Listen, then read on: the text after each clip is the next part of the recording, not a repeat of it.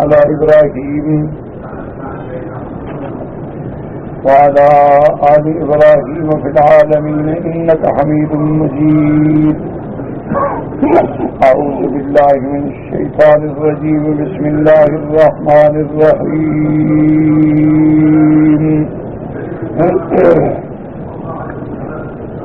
وإذ بوأنا لإبراهيم مكان البيت أن لا تشرك بي شيئا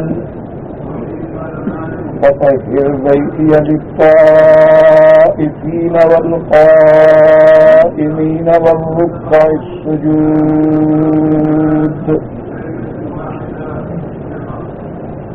وأذن في الناس بالحج يأتوك رجالا وعلى كل ضامر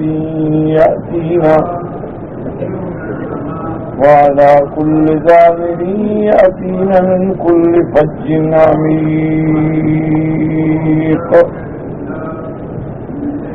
ليشهدوا منافع لهم ويذكروا اسم الله في أيام معلومات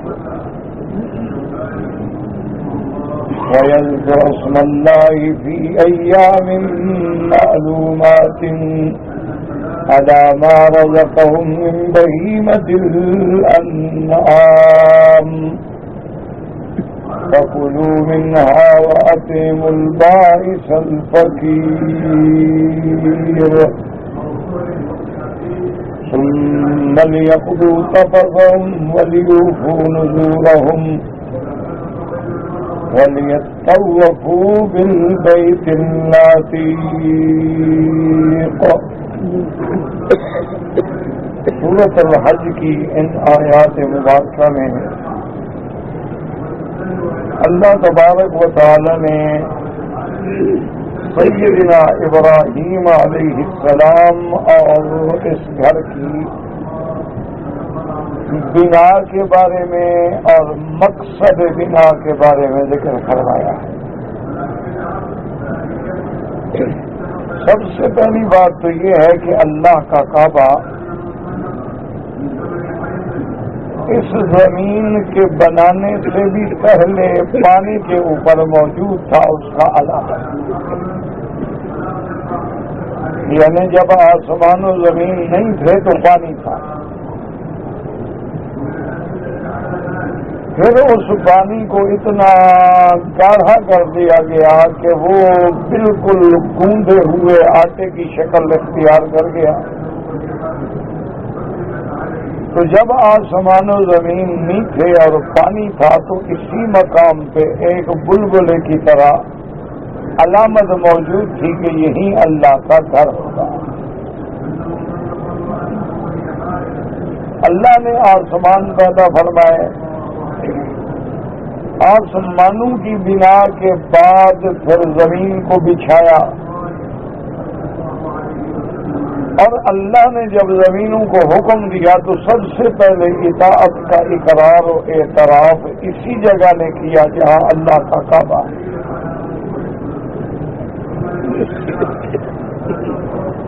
اور یہ چیز الحمدللہ آپ پڑھ چکے ہیں کہ زمین و آسمان کے پیدا کرنے سے بھی 2000 سال قبل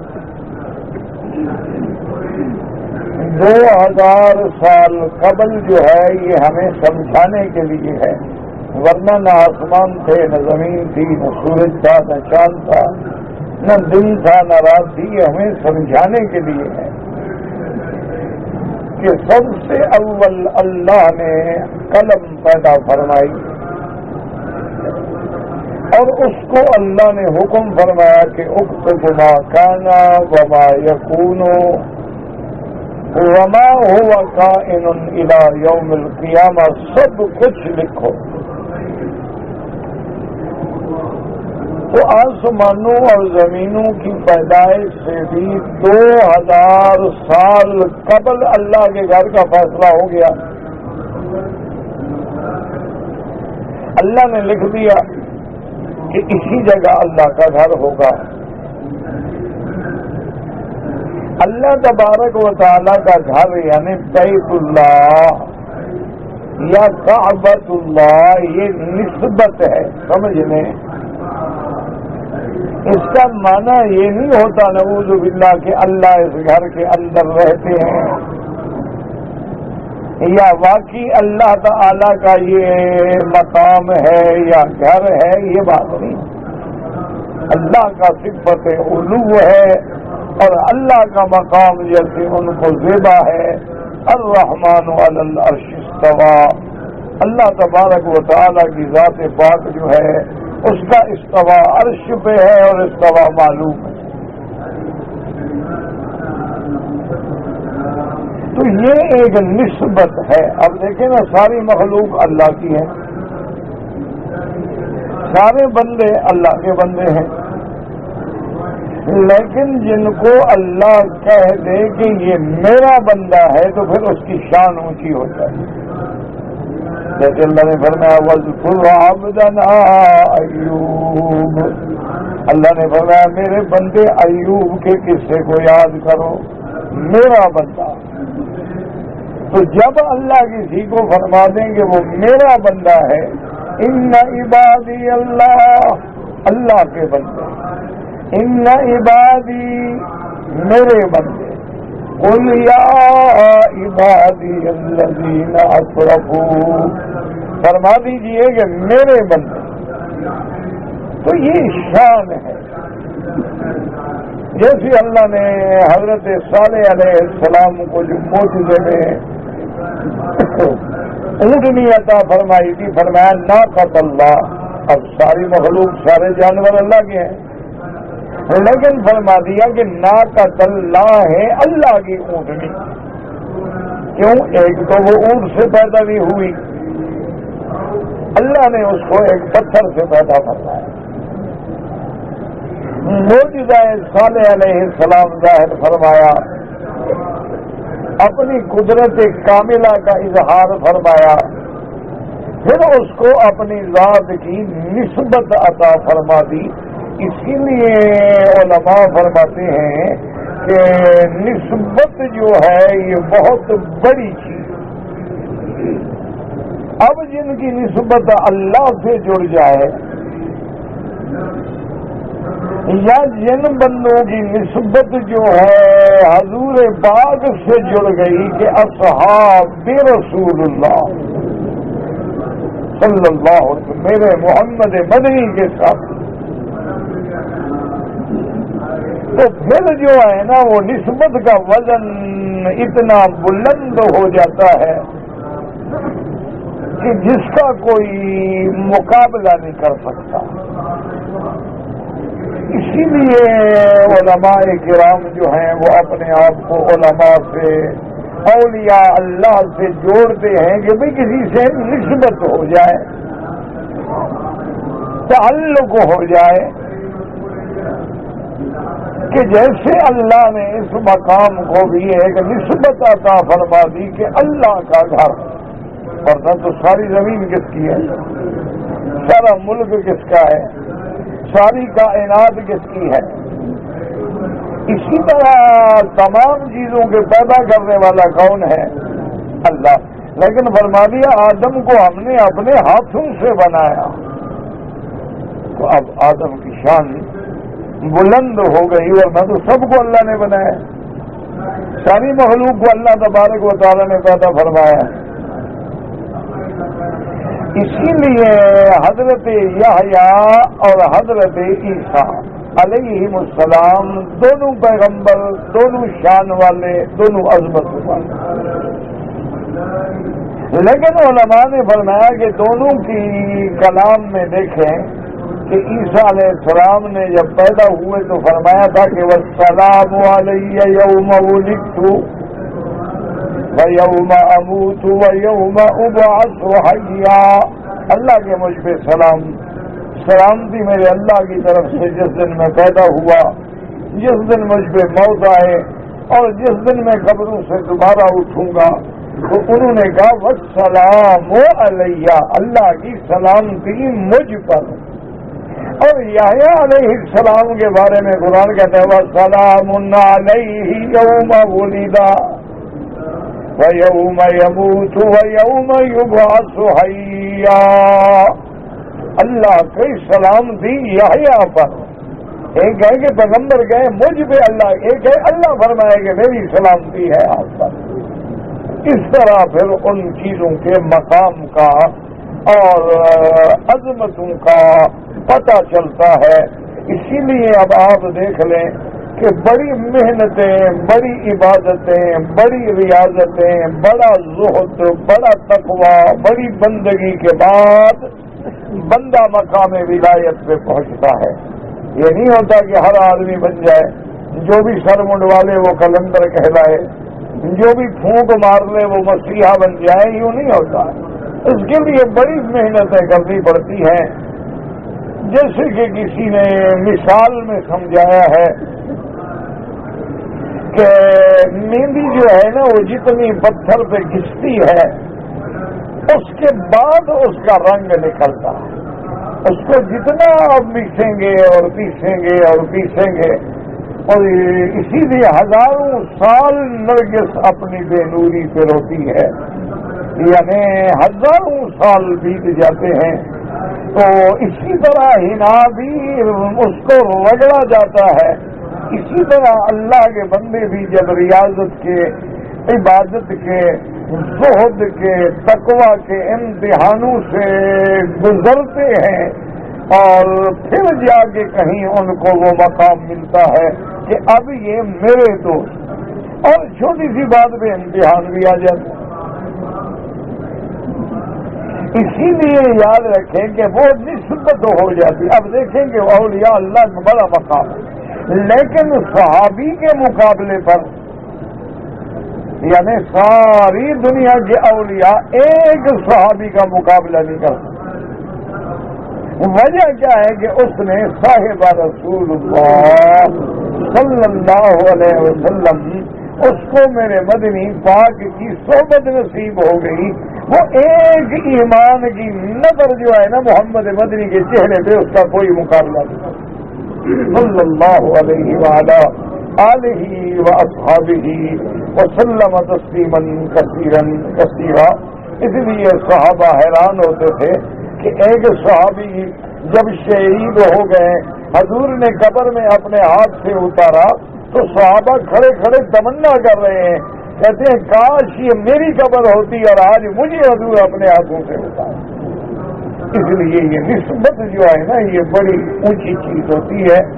اور لیکن شرط یہ ہے کہ نفع تب دے گی جب ایمان ہوگا، ورنہ ابھی لہب کو بھی تو نسبت ہے، حضور کا چچا ہے.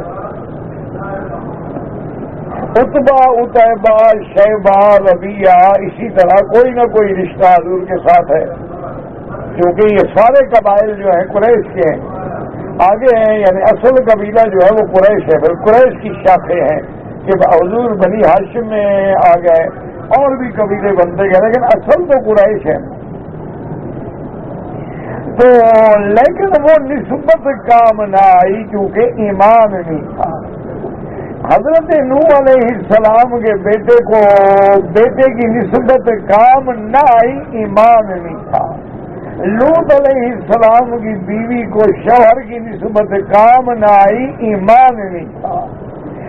حضرت لوط علیہ السلام کی بیوی کو نسبت کام نہ آئی کہ ایمان نہیں تھا. لیکن وہ نسبت جب ایمان سے جڑ گئی تو اکرمہ رضی اللہ تعالی عنہ بن گئے. اس لیے سمجھیں کہ اللہ نے فرما جو دیا کہ بیت اللہ میرا گھر ہے، بس اتنی شان کے لیے کافی ہے. اب اس کے بعد اللہ نے کعبۃ اللہ کو جب زمین بچھا دی گئی تو سب سے پہلے پھر ملائکہ نے اللہ کے حکم سے یہ گھر بنایا. اس کے بعد اللہ تبارک و تعالیٰ نے پھر سیدنا آدم علیہ السلام کے زمانے میں اللہ کا گھر بنا. آدم علیہ السلام کے بعد پھر سیدنا ادریس علیہ السلام کے زمانے میں اللہ کا گھر بنا. لیکن اللہ تبارک و تعالیٰ نے بنائے ملائکہ، بنائے آدم، بنائے ادریس، کسی کا بھی قرآن میں ذکر نہیں فرمایا، صرف بنا ابراہیم کا ذکر فرمایا۔ یہ بات ہمیشہ یاد ہے۔ کیوں؟ یہ ضروری نہیں ہوتا کہ قرآن تاریخ کی کتاب تو نہیں ہے کہ کعبۃ اللہ کی تاریخ بیان کرے کہ پہلے کب بنا تھا، پھر کب بنا تھا، پھر کب بنا تھا، تاریخ کیا تھی، دن کیا تھا، اور پہلے جب بنا تھا کتنا خرچہ ہوا تھا، بعد میں بنا کتنا خرچہ ہوا۔ کتاب تاریخ تھوڑا ہے، قصہ تھوڑا ہے۔ اللہ کا قرآن تو ہدایتوں کے لیے آیا ہے، اللہ کا قرآن تو ہمارے دلوں کی اصلاح کے لیے آیا ہے۔ وہ تو ایک واقعے کو اتنا بیان فرماتے ہیں جتنا ہماری رہنمائی کے لیے، ہدایت کے لیے ضروری ہوتا ہے۔ اس لیے اللہ تبارک و تعالیٰ نے سیدنا ابراہیم علیہ السلام کی بنا کا ذکر فرمایا۔ اس کی وجوہات بھی علماء نے لکھی ہیں کہ وجہ یہ ہے کہ ابراہیم علیہ السلام کے ماننے والے بھی موجود تھے، اور میرے محبوب جو ہیں وہ بھی ملت ابراہیم تھے۔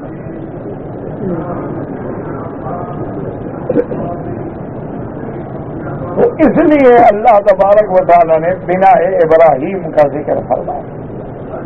اور پھر ایک شان بھی ہے ابراہیم، سیدنا ابراہیم جو ہیں وہ ابو الانبیاء ہیں۔ اللہ نے ان کے نسب میں، ان کی ذریت میں بڑے نبی پیدا فرمائے۔ اور دوسری بات یہ ہے کہ ابراہیم علیہ السلام کو توحید کے معاملے میں اپنی قوم سے مقابلے کے معاملے میں جو قربانیاں اور امتحان دینے پڑے، اللہ نے شان اونچا کر دیا ابراہیم علیہ السلام نے بتوں کو توڑا تھا تو اللہ نے اپنے گھر سے بھی نسبت جوڑ دی۔ تو اس لیے بنا ابراہیم علیہ السلام کا ذکر ہے، اور اس بنا کے لیے بھی ایک بہت بڑے امتحان کی بنیاد رکھی گئی کہ حضرت ابراہیم کو حکم دیا گیا کہ اپنے بیوی بچے کو چھوڑ کر، تو یہ گھر ابراہیم سے پہلے بھی موجود تھا، یاد ہے۔ اور اس طرح جو آج ہمارے دشمنان اسلام، عیسائیت ہو، یہودیت ہو، یا سنویت ہو، یا بدھ مت ہو، یا ہندو ازم ہو، وہ جو یہ باتیں کرتے ہیں یہ بالکل سطحی اور بغض سے نکلی ہوئی باتیں ہیں۔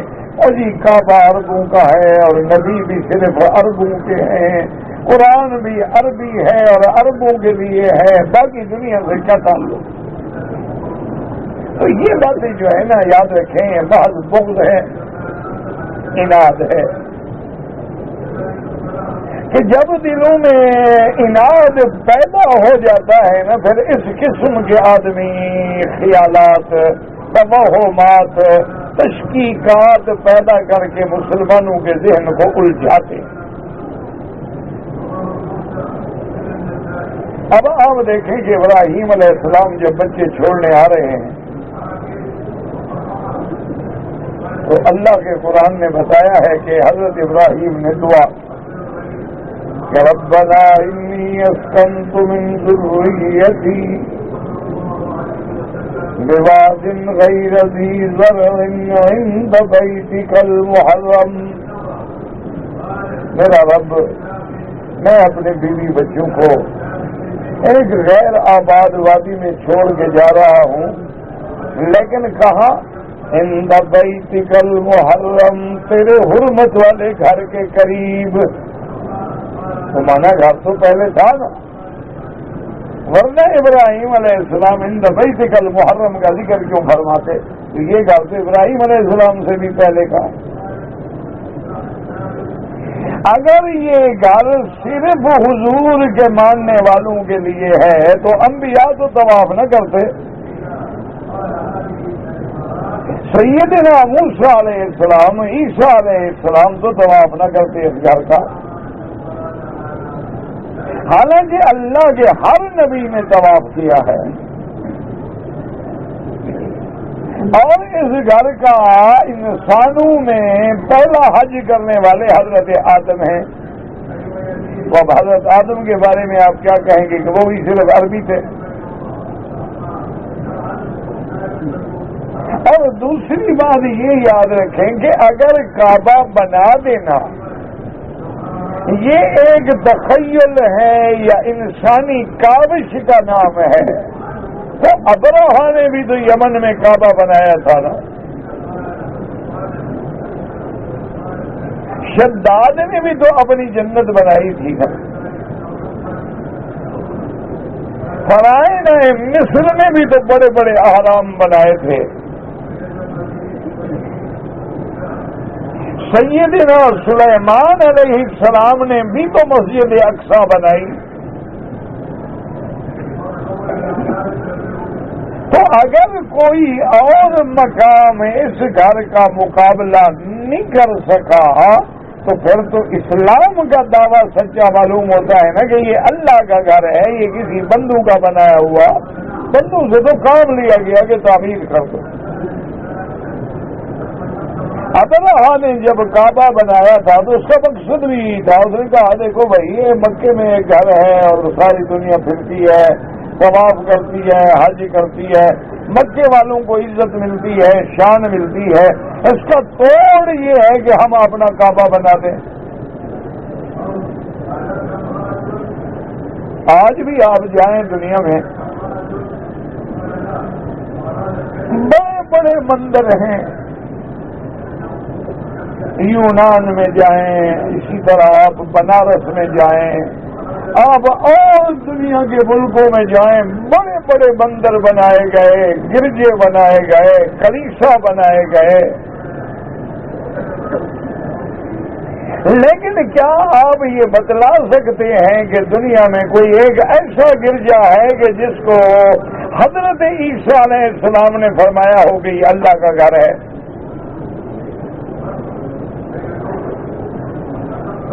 آپ بتا سکتے ہیں کہ کوئی صہیونی قوم یہودیت کا ایسا مقام ہے جس کو موسیٰ علیہ السلام نے کہا ہو کہ بھی یہ اللہ کا گھر ہے؟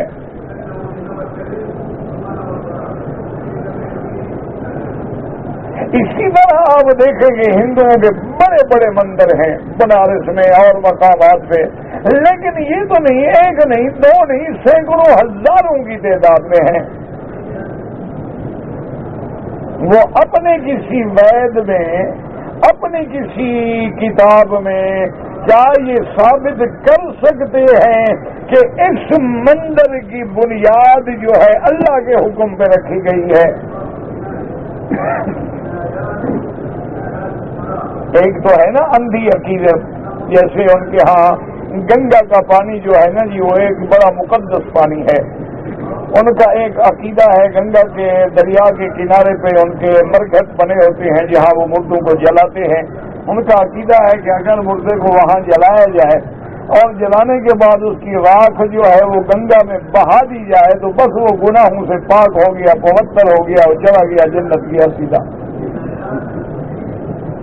ان کا عقیدہ ہے۔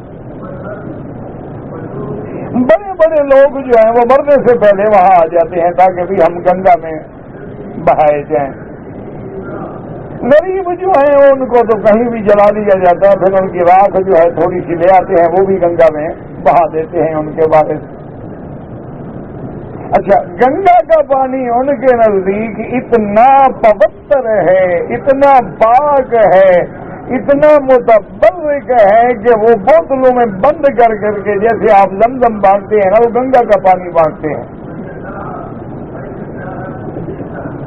لیکن آپ بغیر کسی تعصب کے، بغیر کسی اعتراض کے، جو لوگ انڈیا رہتے ہیں یا گئے ہیں یا دیکھا ہے، ایمان سے کہیں وہ بتلائیں کہ اس وقت جو گندگی اور جو غلاظت گنگا کے پانی میں ہے اور کہیں ہم نے دیکھی ہے؟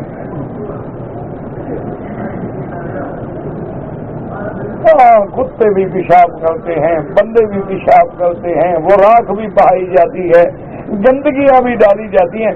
اچھا وہاں کشتیاں ہوتی ہیں سیر کرنے کے لیے, آپ کشتی میں بیٹھ کے سیر کریں, دریا میں آگے چل جائے سارا پانی گندا ہے, گدلا ہے. او بابا تمہارا متبلغ دریا صاف تو کرو.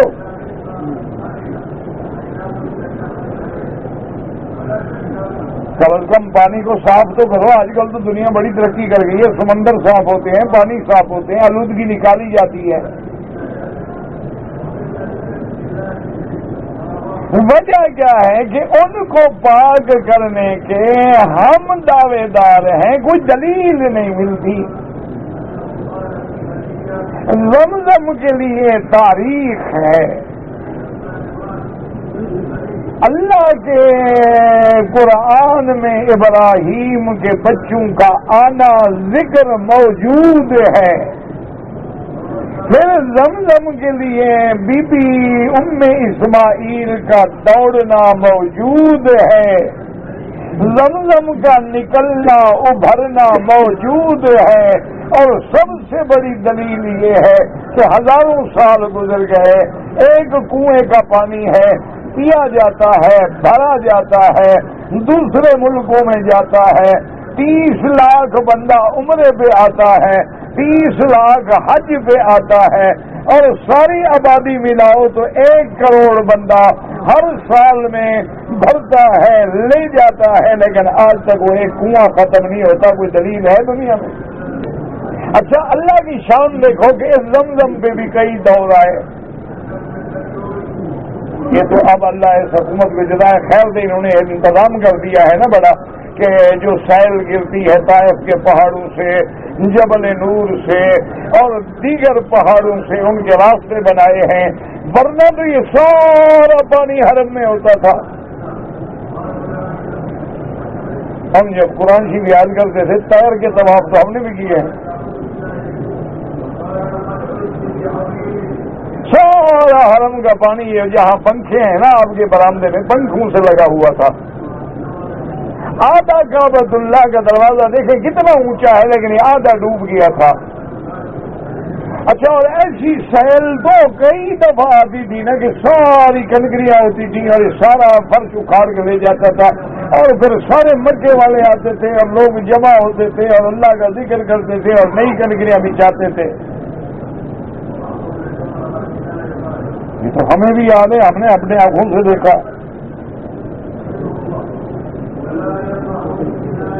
تو اب جناب یہ دور جو ہے عبد المطلب کے زمانے میں بھی آیا کہ ایسی سیل آئی کہ چشمہ جو ہے زمزم کا, یہ کنواں بھی بھر گیا, اور پیچھے سے جہاں سے چشمہ آ رہا تھا اس کا رخ بدل گیا, زمزم گم ہو گیا.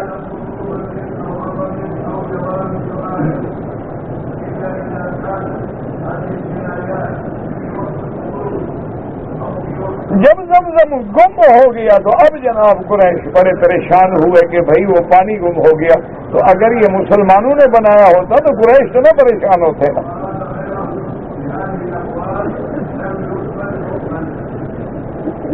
بڑے گھبرائے, بڑے پریشان ہوئے. اور یہ بھی یاد رکھ لیں کہ زمزم کا پانی جو ہے جہاں کنواں مبارک ہے ظاہر تو وہاں ہو رہا ہے, لیکن اس کا چشمہ جو ہے وہ کعبۃ اللہ کے عین نیچے سے آتا ہے, اور ایک چشمہ جو ہے وہ جبل ابی قبیس کی طرف سے آتا ہے. یہ دونوں وہاں جا کے ملتے ہیں اور اس کے بعد وہاں پانی ابلتا ہے اور ظاہر ہوتا ہے.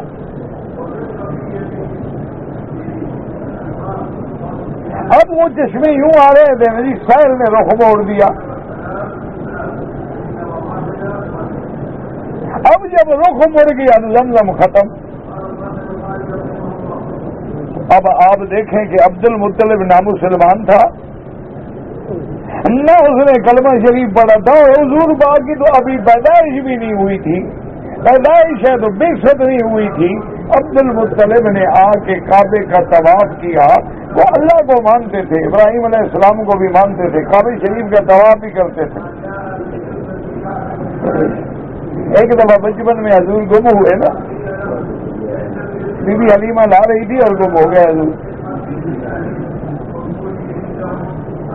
اس وقت حضور صلی اللہ علیہ وسلم کی عمر تقریباً 4 سال یا 5 سال. تو بڑی دنیا جناب یہ عالم ہو گیا کہ سارا مکہ گھبرا گیا کہ حضور گم ہو گئے.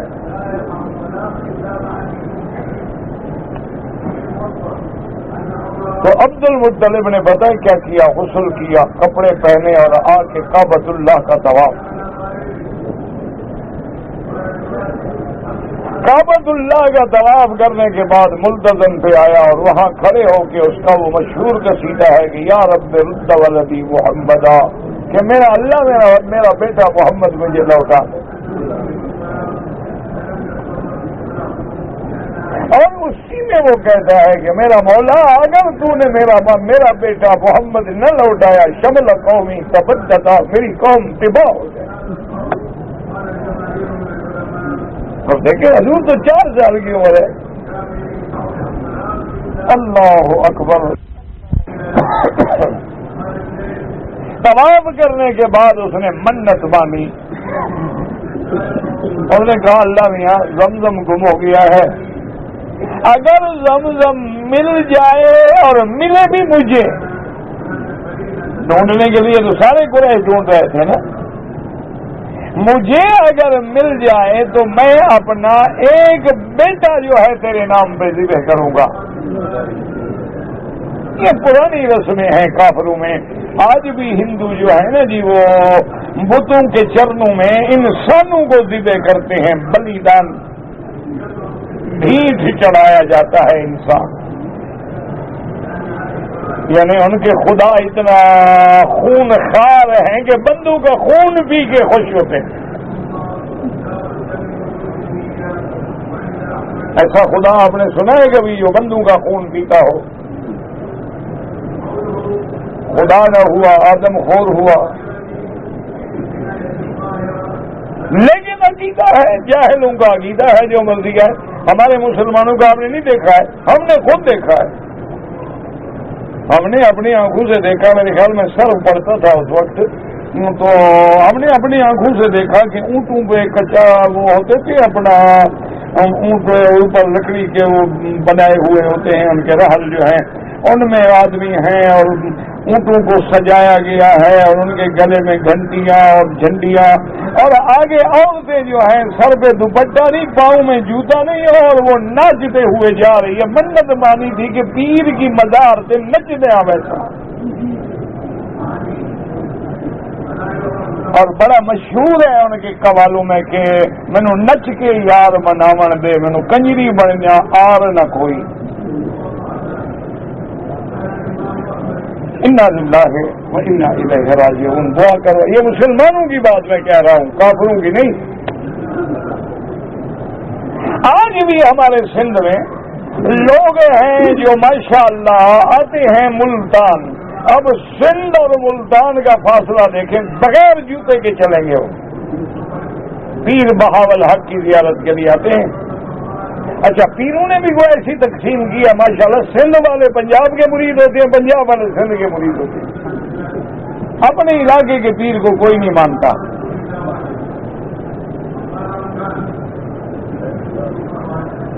یعنی اگر یہاں والے ہیں وہ وہاں مرید ہوں گے اور ادھر والے ادھر جائیں گے.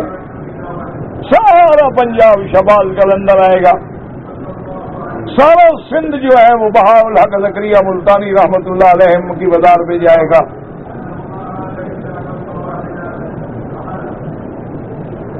بہرحال یہ مسلمانوں کا حال ہے. لیکن عبد المطلب نے بھی منت مان لی کہ میں اپنا بیٹا دوں گا. اندازہ کریں کوئی آدمی اپنے بیٹے کو ذبح کرتا ہے اور پاگل ہو جائے تو الگ بات ہے.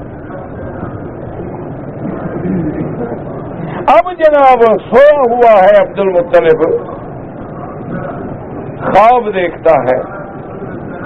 خواب میں دکھایا جاتا ہے کہ ایک آدمی نے جانور ذبح کیا. ذبح کرنے کے بعد اس کا گوشت وغیرہ اٹھا لیا اور اس کا وہ جو خون ہے اور اس کا جو بقایا جات ہیں وہاں پڑے ہیں. تو وہاں بڑے بڑے کوے اور چیلیں جو ہیں وہ آ کے بیٹھی ہیں اور وہ کھا رہی ہیں. عبد المطلب کو اشارہ کیا گیا کہ جہاں وہ کوے بیٹھے ہیں اسی جگہ کھدائی کرو.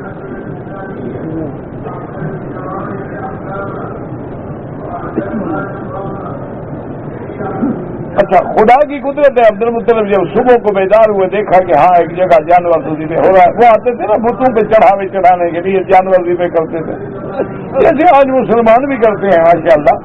بلکہ ہمارے اپنے علاقے میں ایک پیر تھا, اس کی مزار تھی. وہاں ہفتے میں ہر سوموار کے دن علاقے سے جو بڑے بڑے قیمتی جانور ہوتے ہیں نا, بڑے بڑے دھنی کے بیل اور نیلی کی بھینسیں اور جناب ریڈ بلڈ جو ہماری منٹ کمری بریڈ کی گائیں, تو یہ جانور جو اچھے ہوتے ہیں بڑے قیمتی بڑے خوبصورت جانور ہوتے ہیں, تو وہ لے آتے ہیں اور بازار پہ طواف کراتے ہیں. وہ کہتے ہیں جی قبر کا طواف نہ کرائیں جانور مر جائیں گے. وہ پیر جانوروں کا ہے, بندوں کا نہیں ہے. پیر مختلف ہوتے ہیں نا, کوے والی سرکار, بلیوں والی سرکار. اچھا انڈیا میں ابھی بھی وہ مزار موجود ہے جہاں سال میں باقاعدہ 3 دن کا وہاں عرس ہوتا ہے. ساری دنیا کے سانپ وہاں اکٹھے ہوتے ہیں. وہ کہتے ہیں سانپوں والی سرکار ہے.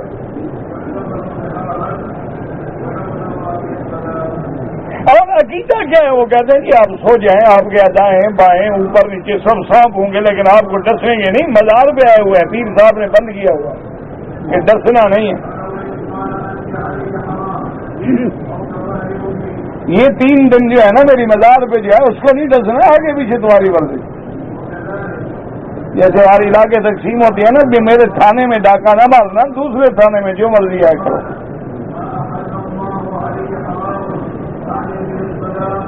عجیب تیری مریدی ہے. اب کیا کریں, آپ بات کریں. وہاں بھی ہیں. عبد المطلب نے بڑے آرام سے دوسری رات تیاری کی, اپنے بیٹوں کو بلایا, ساتھیوں کو بلایا, جگہ صفا کی اور آگے کھدائی کی. کھدائی کرتے کرتے کرتے کرتے چشمے میں پہنچ گئے. اور دیکھیں کہنے کا مقصد یہ تھا کہ عبد المطلب نے جب وہ چشمہ پانی نکلا, پانی پی کا ہاں ماء زمزم, یہ زمزم ہے. یعنی زمزم کا پانی الگ پہچان ہے اس کی. حجر اسود چوری ہو گیا. چور تو چور ہوتے ہیں نا, اللہ معاف کرے, ان کے پاس چلے کعبہ لے جائیں. تو حجر اسود چوری ہو کے جناب یمن کے علاقے میں حضرموت سے بھی آگے, مسد مارب سے بھی آگے ان لوگوں نے جا کے پتھروں میں ڈال دیا. اب جناب جب اللہ نے توفیق دی تو وہاں سے اللہ پاک نے توفیق دی تو پٹھان تھا وہ جو جماعت لے کے, یہ خان ہیں ماشاءاللہ بڑے قربانیاں دینے والے, وہاں پہنچے. آسٹریلیا میں کبھی سونے کی نہ باندھ ہوئی تھی نا, تو ہمارے خان وہاں بھی اونٹ لے کے پہنچ گئے تھے. یہ قوم بڑی عجیب ہے. آج تک بھی وہاں گھانا ایکسپریس چلتی ہے. اصل میں وہ خان ایکسپریس ہے.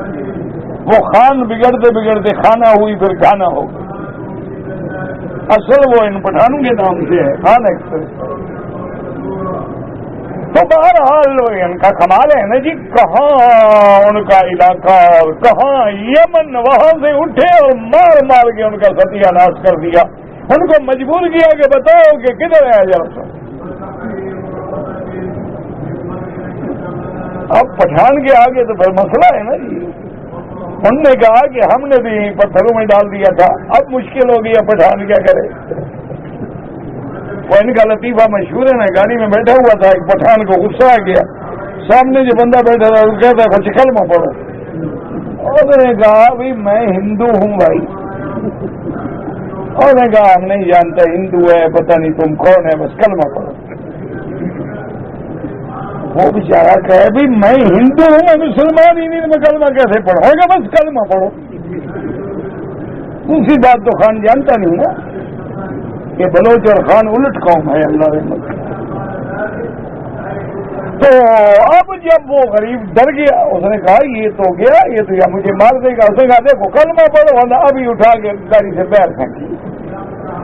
اس نے کہا خان میں ہندو ہوں، مجھے کلمہ نہیں آتا، مجھے کلمہ پڑھاؤ یار۔ چلو میں پڑھتا ہوں۔ اس نے کہا کلمہ تو مجھے بھی نہیں آتا۔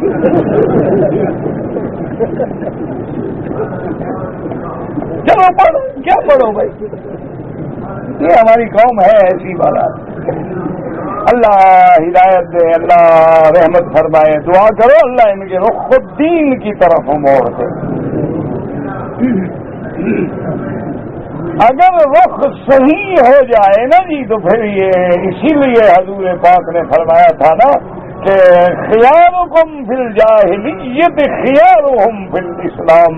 جو لوگ زمانے کفر میں بڑے بڑے سورما تھے، اسلام لانے کے بعد بھی تو بڑے بڑے بطل بنے نا۔ ہم دیکھا نہیں خالد بن الولید کون ہے؟ ولید کا بیٹا ہے نا، جو مکے کا سب سے بڑا آدمی۔ اکرمہ کون ہے؟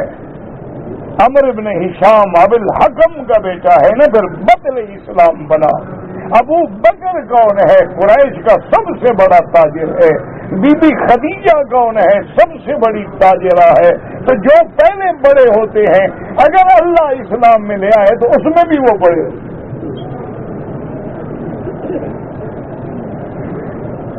تو اب جناب مسئلہ پیدا ہو گیا کہ انہوں نے کہا کہ جی ہم نے تو ان پتھروں میں حجر اسود ڈال دیا تھا۔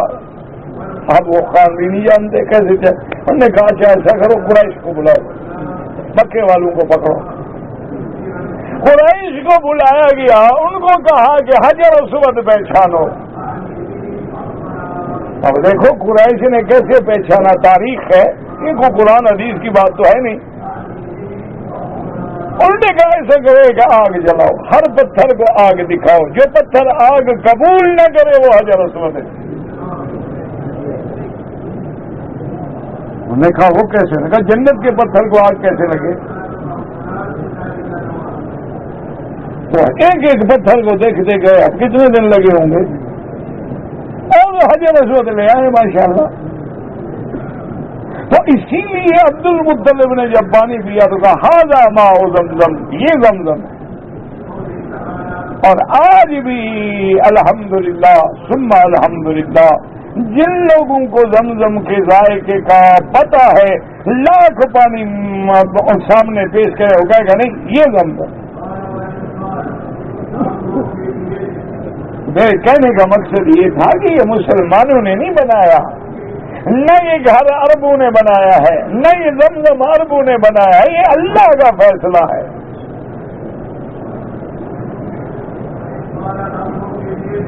تو اس لیے جناب دیکھیں کہ ابرہہ نے کعبہ بنا دیا۔ اچھا ہمارے بھی کچھ بے وقوف برادری ہے بلوچ، انہوں نے بھی اپنا ایک بنایا ہے، عرفات بنایا ہے، سب کچھ بنایا ہے، ذکری فکر کرتا ہے، وہ بھی بلوچ ہیں۔ عقل تو نہیں ہوتا نا ہمارا، وہ وہاں حج کرتے ہیں پاگل کوہ مراد۔ تو اب کچھ لوگ ان میں ٹھیک بھی ہو رہے ہیں، اللہ سب کو ہدایت کر دے، اللہ سب کو سیدھا اسلام کا رستہ نصیب فرمائے، قرآن و سنت پہ چلنے کی توفیق عطا فرمائے۔ ہم تو دعائیں کر سکتے ہیں، اور ہم کیا کر سکتے ہیں، غریب لوگ ہیں، دعاؤں کے علاوہ ہمارے پلے میں کیا ہے۔ تو اس لیے بات کو سمجھیں کہ نہ کعبہ عربوں نے بنایا ہے، نہ زمزم عربوں نے نکالا ہے، یہ وہ نرالی شان جو ملی ہے اس نسبت سے ملی کہ اللہ نے کہا میرا گھر ہے۔ اگر یہ بندوں کے بنانے سے کعبہ بن سکتا تو آج تو ساری دنیا نے کعبے بنا لیے ہوتے۔ لاکھوں دنیا نے گرجے بنائے لیکن دیکھیں گرجے بک گئے، لاکھوں دنیا نے کلیسے بنائے بک گئے، لاکھوں دنیا نے مندر بنائے گر گئے، مٹ گئے، نام و نشان بھی نہ رہا۔ لیکن کعبۃ اللہ پہ کتنے ادوار آئے، کعبۃ اللہ منہدم ہو گیا، نشان باقی نہیں ہے۔ ابراہیم علیہ السلام جب بنانے کے لیے آئے تو ایک ٹیلا ہے، پتہ ہی نہیں کہ طول کتنا ہے، عرض کتنا ہے، چوڑائی کتنی ہے، نہیں پتا۔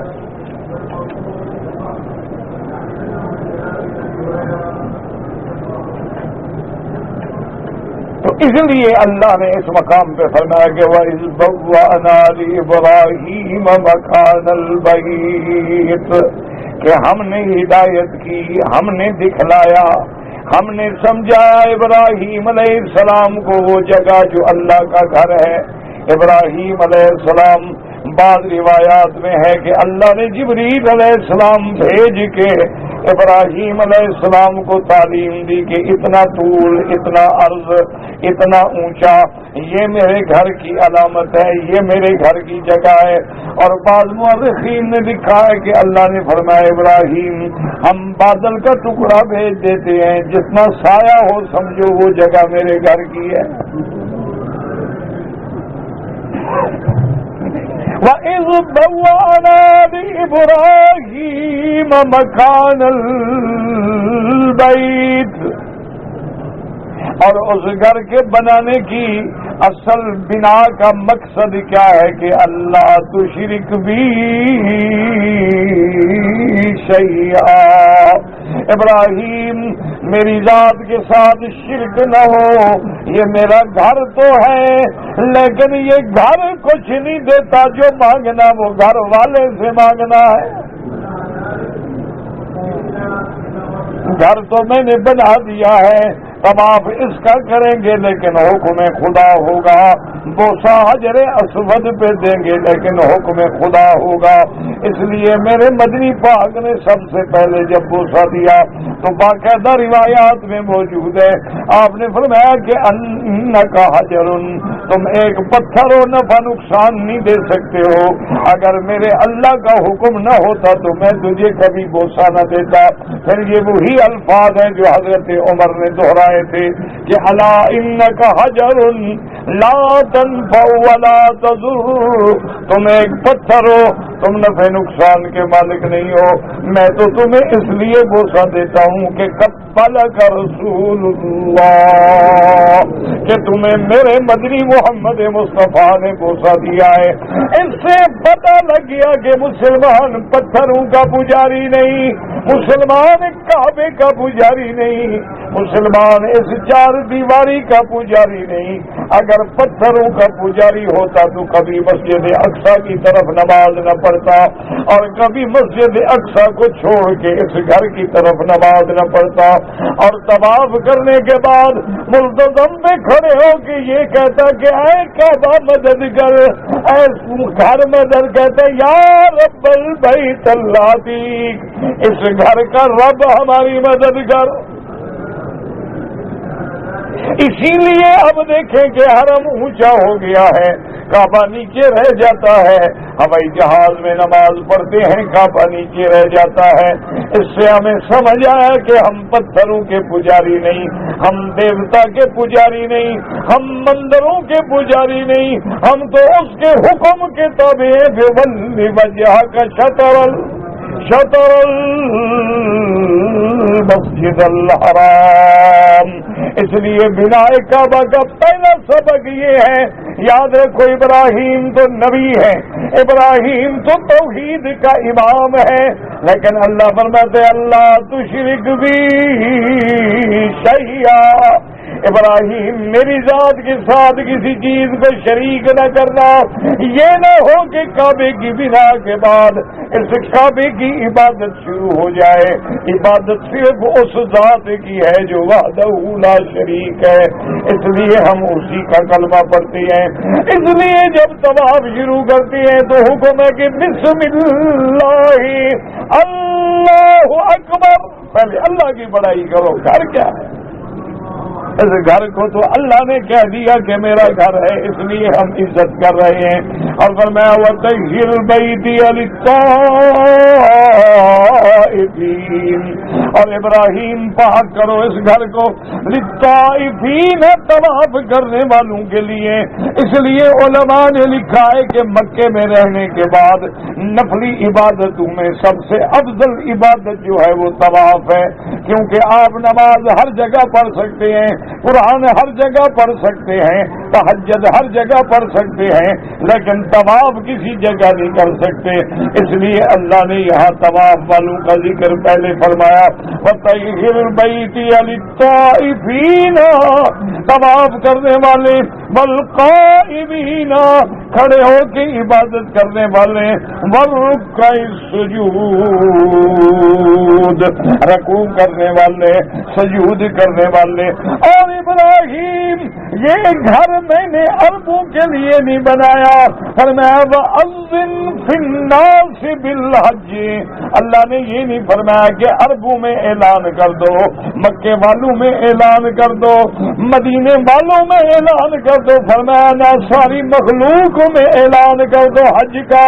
میرا اللہ میری آواز کیسے پہنچے گی؟ اللہ نے فرمایا خلیل آپ میرے حکم کی تعمیل کریں، آواز دینا تیرا کام ہے لیکن پہنچانا تو میرا کام ہے۔ وَأَذِّن فِي النَّاسِ بِالْحَجِّ يَأْتُوكَ رِجَالًا، اور لوگ پیدل بھی آئیں گے، وَعَلَى كُلِّ ضَامِرٍ، اور دبلی دبلی کمزور اونٹنیوں پہ بھی آئیں گے، يَأْتِينَ مِنْ كُلِّ فَجٍّ عَمِيقٍ۔ اس لیے علماء نے لکھا اللہ نے پیدل والوں کا ذکر پہلے فرمایا، سواری والوں کا ذکر بعد میں فرمایا ہے، لہذا پیدل حج کرنا جو ہے وہ سواری سے افضل ہے۔ اس لیے علماء لکھتے ہیں آج ساری دنیا سے بندہ پیدل تو نہیں آ سکتا، لیکن کوشش کرے کہ مکے سے مینا پیدل چلا جائے، عرفات پیدل چلا جائے، عرفات سے مزدلفہ پیدل آ جائے، یا مینا سے مکہ پیدل آ جائے، تاکہ پیدل ہونے کا اجر اور ثواب بھی نصیب ہو جائے۔ دعا کریں اللہ ہمیں بھی نصیب کرے اور آپ لوگ نصیب۔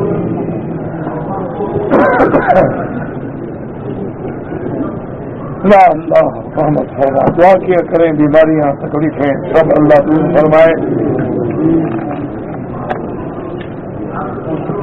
اگر کسی آدمی کا صفا مروا دوڑتے ہوئے وضو ٹوٹ جائے کوئی حرج نہیں، بغیر وضو کے بھی صفا مروا دوڑ سکتا ہے، بغیر وضو کے دوڑ لے کچھ نہیں ہوتا۔ اگر عمرے کی حالت میں کسی کے دانت سے خون نکل آئے کوئی بات نہیں، بس کلی کرو خلاص، کوئی حرج نہیں۔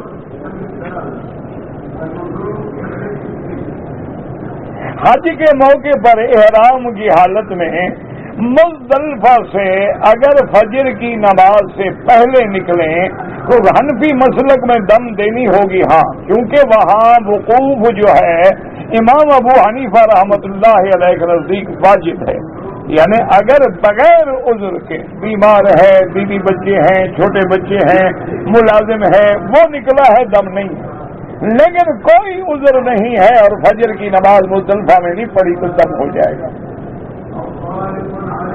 طواف کے دوران میں جیسے چل رہے ہیں اسی طرح ادب سے چلیں اور نظر نیچے رکھیں۔ کہتے جی کہ یہاں ہوٹلوں پہ جو مرغی ملتی ہے مجھے کیا پتا ہے، اگر باہر سے آتی ہے تو کوئی اعتبار نہیں، اگر مقامی ہے وہ خالص حلال ہے انشاءاللہ، جیسے وطنی ہے، فقیہ ہے اور ہے۔ اب تو یہاں ماشاءاللہ بہت بڑے بڑے پولٹری فارم ہیں نا، لیکن جو باہر سے آئے اس کا کیا بھروسہ ہے، وہ لکھ دیں گے کہ ٹھیک ہے، لیکن انسان کیسے بھروسہ کرے؟ آج مسلمانوں پہ بھروسہ نہیں ہے تو کافروں پہ بھروسہ کیسے؟ ہمارے ہاں جب اپنا گوشت وغیرہ مہنگا ہو جاتا ہے نا تو کوئی مردہ جانور کوئی سب ملا دیتے ہیں، کبھی گدھا کھلا دیتے ہیں، کبھی کتے کھلا دیتے ہیں، کئی پکڑے گئے، مقدمے ہوئے، چلان ہوئے۔ میں بہت بڑی مشکل میں ہوں، حسبنا اللہ و نعم الوکیل پڑھا کرو، اور میں تو بھائی کوئی پیر شیر تو ہوں نہیں، نہ مجھے کوئی چلے آتے ہیں نہ وظیفے آتے ہیں، بس یہ اللہ کے قرآن کا کلمہ ہے جو ہر پیغمبر نے مصیبت میں پڑھا ہے، مشکل میں پڑا ہے اور اللہ نے مشکل حل کی ہے۔ حسبنا اللہ و نعم الوکیل، چلتے پھرتے اٹھتے بیٹھتے، بعض علماء کہتے ہیں 300 دفعہ پڑھو، بعض کہتے ہیں 500 دفعہ پڑھو، بہرحال وہ تو بزرگ ہیں، وہ جانتے ہوں گے، لیکن میرا مشورہ یہ ہے کہ جتنا ہو سکے پڑھو، 1000 ہو 2000 ہو، وضو ہے نہیں ہے، سڑک پہ چلتے پھرتے ہر وقت زبان پہ آ جائے حسبنا اللہ و نعم الوکیل، اسی کی ذات پہ یقین ہوگا، اور دیکھو کہ مصیبتیں اور مشکلیں سے اڑ جائیں گی انشاءاللہ۔ صلاۃ تسبیح پڑھنا ٹھیک ہے، ضعیف حدیث میں ہے، لیکن فضیلت کے لیے فرق کوئی بات نہیں۔ تسبیح اگر کسی نے سجدے میں پڑھی ٹھیک ہے، کوئی مسئلہ نہیں۔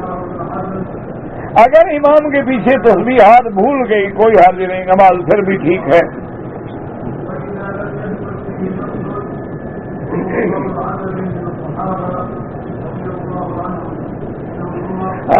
حضرت نور الدین گہر پوری بنگلہ دیش میں فوت ہو گئے، اللہ ان کی مغفرت فرمائے، اور اللہ ان کے درجات، بہت بڑے عالم تھے، بہت بڑے محدث تھے، ساری زندگی انہوں نے حدیث کا درس دیا ہے، اور اللہ پاک ان کے درجات بلند فرمائے۔ دعا کریں جتنے علماء فوت ہو گئے، جتنے ہمارے اقارب ارحام رشتہ دار عزیز جاننے والے نہ جاننے، اللہ سب کی قبروں کو باغ جنت بنا دے۔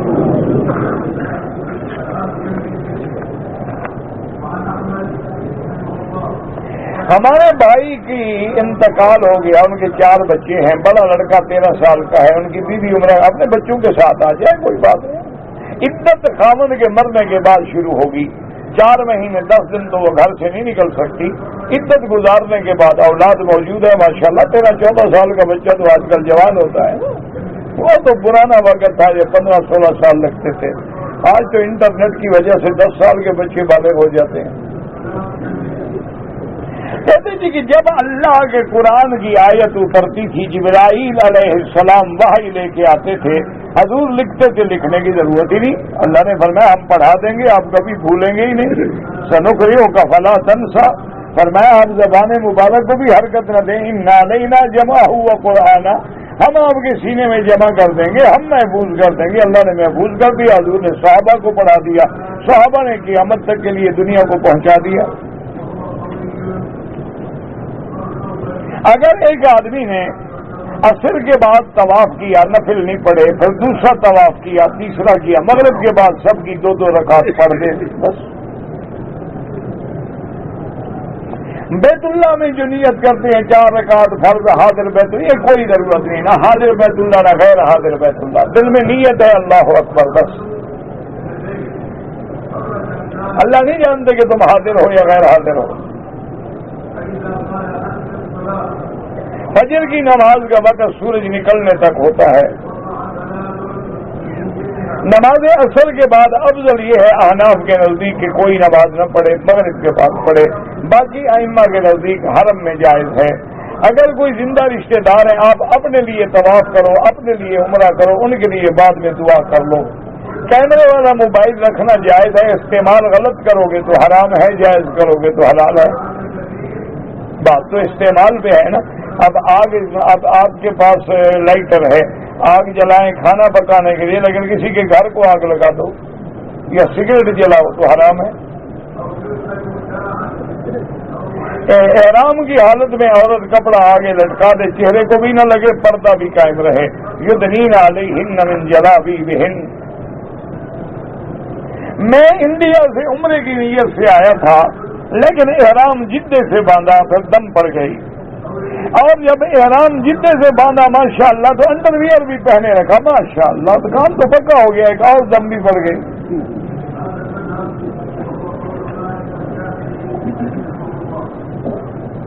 حافظ نور الدین صاحب بھی بنگلہ دیش میں فوت ہو گئے، اللہ مغفرت فرمائے، اللہ درجات بلند فرمائے۔ جب اللہ سے دعا مانگیں تو سیدھا اللہ سے مانگیں، ربنا آتنا، ربنا ظلمنا، ربنا اغفر لنا۔ اگر مزارات میں زیارت کے لیے جائے بالکل جائے، حضور نے فرمایا قبروں کی زیارت کیا کرو تاکہ تمہیں اپنی قبر یاد آئے، آخرت یاد آئے۔ مانا یہ ہے جاؤ دعا کرو، ان کے لیے دعا کرو، ان سے دعا نہ کرو۔ کہتے جی کہ بارش کے پانی سے جو لوگ پرنالے کے نیچے کھڑے ہوتے ہیں، یہ غلط بات ہے۔ اصل تو سارا پانی اللہ کی طرف سے آ رہا ہے، مبارک ہے، اور ہم میں کہیں بھی کھڑے ہو پانی آ رہا ہے، مبارک انزلنا من السماء ماء مبارک، اور کئی لوگ گرتے ہیں، حادثے ہو جاتے ہیں، اللہ معاف کرے۔ ہم پتہ نہیں کیا ہے، آیا ہے 10 سال زیادہ ہو گیا، جانا مشکل ہو گیا، بس حسبنا اللہ پڑھو بھائی۔ یہ کہتے ہیں کہ بعض جماعتوں میں 3 دن لگاتے ہیں، 4 دن لگاتے ہیں، نہ لگاؤ، بات ختم۔ اگر آپ کو کوئی اعتراض ہے تو ہوگا۔ اگر آدمی ایک سفر میں 2 عمرے کرے کوئی حرج نہیں۔